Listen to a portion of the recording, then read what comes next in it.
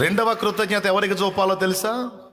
మన ఆత్మని రక్షణలోనికి నడిపించిన ఆత్మీయ తల్లిదండ్రులకు మనం కృతజ్ఞత చూపాలి. ఈ పాయింట్ దగ్గర కొన్ని విషయాలు మిమ్మల్ని హెచ్చరించాలని మాట్లాడుతున్నాను. ఈ మాటలు మాట్లాడడానికి నేనేమి ఇబ్బంది పడట్లేదు, ధైర్యంగా నేను మాట్లాడుతున్నాను. ఏంటంటే, ఇప్పుడు తల్లిదండ్రిగా జన్మనిచ్చిన వాళ్ళు ఉంటే ఆత్మ సంబంధంగా నిన్ను కన్నది ఆత్మీయ తల్లిదండ్రులు ఉంటారు. ఓ సహవాసానికి నువ్వు వెళతావు, ఎవరి ద్వారానో నడిపించబడతావు, అక్కడ వాక్యం వింటావు, పట్టబడతావు, మారు మనసు పొందుతావు, బాప్తిస్మం పొందుతావు. ఆ సంఘంలో నువ్వు సభ్యుడిగా సభ్యురాలుగా స్థిరపడతావు. నిన్ను రక్షణలోనికి నడిపించి, నీకోసం ప్రార్థించి, నీ విషయంలో బాధ్యతగా వ్యవహరించి, నీకోసం పాటుపడిన దైవజనుణ్ణి దైవజనురాల్ని నువ్వు వదిలిపెట్టడానికి వీల్లేదు. వదిలిపెట్టడానికి వీల్లేదు. నీ కళ్ళ ముందు ఆకర్షణీయమైనవి ఎన్నో కనబడవచ్చు.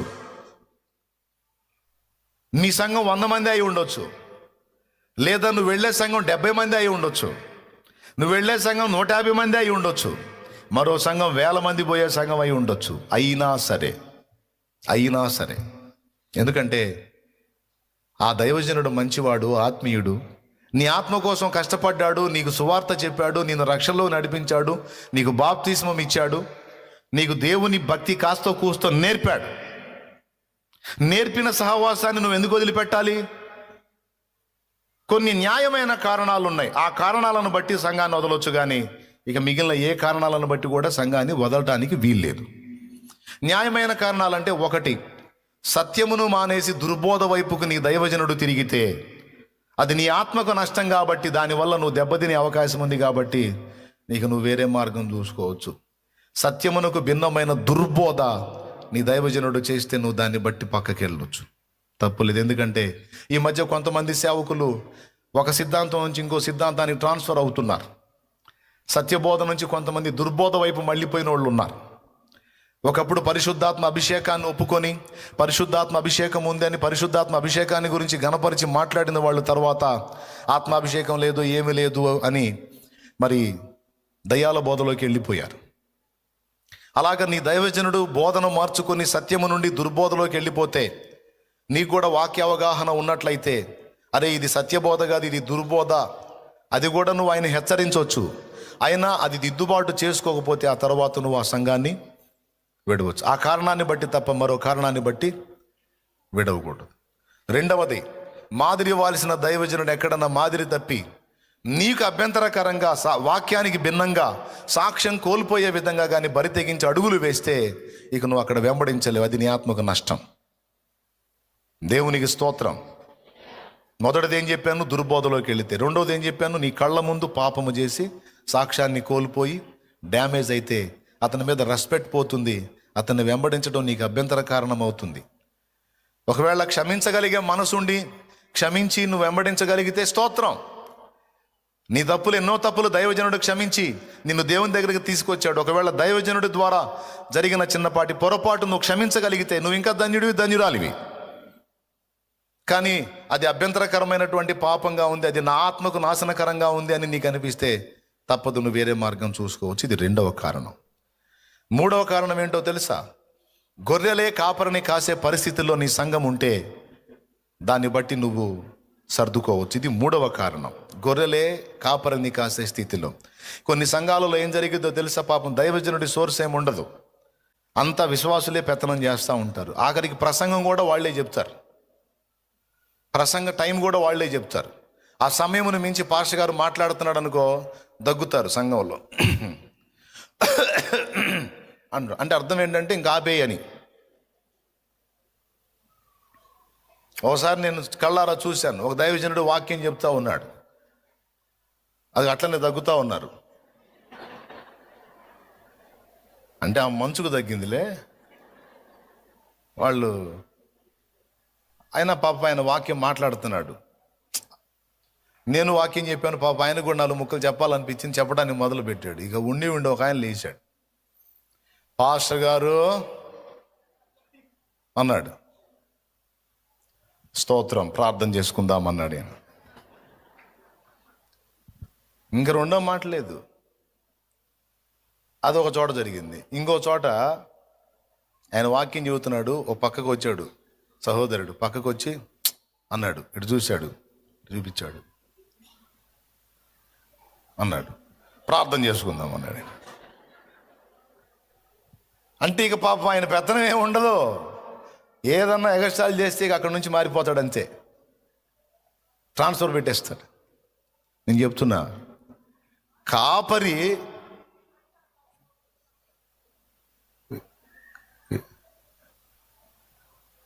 స్తోత్రం చెప్పండి. కాపరి గొర్రెని గాయాలి కానీ ముసలోళ్ళు వాళ్ళు మామూలు వాళ్ళు కాదు. ఆడ మాట్లాడితే వినపడుతుంది సౌండ్, వాళ్ళకి స్పీకర్లు మైకులు కూడా అక్కర్లా. ఏం చేద్దాం మరి? ఆ కంఠంతో సువార్త చెప్తేనన్నా బాగుండు, 4 ఆత్మలు రక్షించబడతాయి. దేవునికి మహిమ. చెప్పండి గట్టి చెప్పండి. ఇక ఆయన పెత్తనమే ఉండదు, అంత వీళ్ళే. అది కాపరిని గొర్రెలు గాయటం అంటే. అలాంటి సహవాసంలో దైవజనుడికి ఇక ఏ అవకాశాలు ఉండవు కాబట్టి, ఒక లోతైన అనుభవంలో నడిపించడం అతనికి సాధ్యపడదు కాబట్టి, అక్కడ ఎదుగు బొదుగు లేని స్థితిలో గిటకబారిపోయిన పరిస్థితి ఉంటుంది కనుక తప్పదు. ఇక వదిలినా తప్పులే, చేయగలిగింది ఏముంది? ఎందుకంటే అక్కడ కాపరి పాస్టర్ గారు కాదు, సేవకుడు కాదు, విశ్వాసులే కాపర్లు, ఎవడిష్టం వాడిది. ఆ స్థితిలో ఉంటే తప్పది, వదిలేయాల్సిందే. ఈ ముఖ్యమైన 3 కారణాలను మినహాయించి, మొట్టమొదటిది ఏం చెప్పాను? దుర్బోధలోకి వెళ్ళినప్పుడు. రెండవది ఏం చెప్పాను? సాక్ష్యాన్ని కోల్పోయినప్పుడు బాహాటంగా. మూడవది ఏం చెప్పాను? కాపరిని గొర్రెలే కాసే పరిస్థితుల్లో ఉంటే. ఈ ముఖ్యమైన కారణాలను మినహాయించి మిగిలిన మరి ఏ కారణాన్ని బట్టి కూడా నీవు సహవాసాన్ని విడవకూడదు, దైవజనుడిని వదలకూడదు.